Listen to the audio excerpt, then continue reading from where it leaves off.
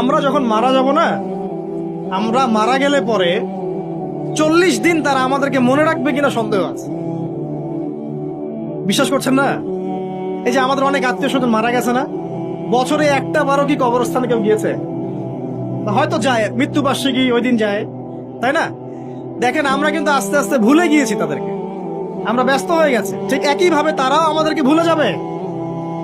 এই জন্য আমি বারবার আপনাদেরকে মনে করে একটা কথা, আমার জীবন থেকে উপলব্ধি করি একটা কথা, যে একমাত্র আল্লাহ ছাড়া এই পৃথিবীতে এবং পরকালে আমাদের আপন বলে কেউ নাই।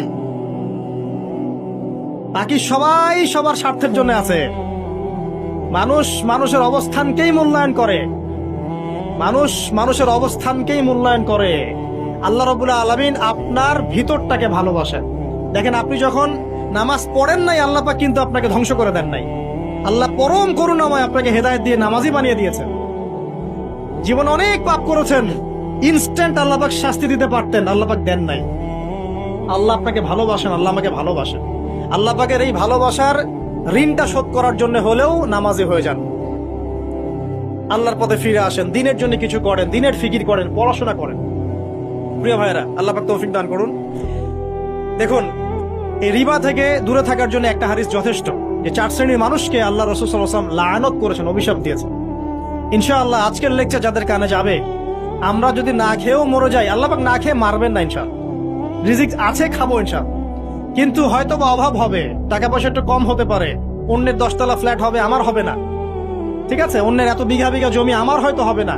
কিন্তু ইনশাআল্লাহ তাআলা এই যে দুনিয়ার মুসাফিরের জীবনটা, এটা মুসাফিরের জীবন না? মুসাফিরের জীবনটা কেটেই যাবে ইনশাআল্লাহ। কাটবে না? যে কোনো ভাবে কেটে তো যাবেই ইনশাআল্লাহ। এই যে পরকালের জীবনটা একটা চেতনার শক্তি, জানেন? দুনিয়াতে যত বাধা বিপত্তি আসুক, গাল মন্দ খান, গীবত তহমত খান, কষ্ট হোক, নির্যাতন হোক, একটা বিষয় মনের মধ্যে শান্তি দেয়। কি শান্তি? যে এই দুনিয়ার জীবনটা তো আর চিরস্থায়ী নয়, এটা তো আর সারা জীবন থাকবে না।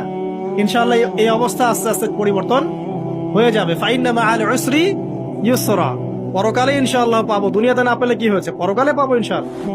যুবক ভাই, এসব জেনা ছেড়ে দেন, আল্লাহ রাব্বুল আলামিন আপনার জন্য হুর রেখেছেন জান্নাত, ইনশাআল্লাহ পাবেন ইনশাআল্লাহ।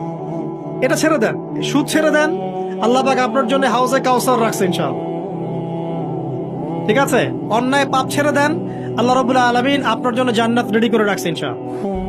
এই দুনিয়ার জীবনটা ধোঁকা, একটা ছোট্ট জীবন, পুরা ধোঁকা, কিচ্ছু নাই এর মধ্যে।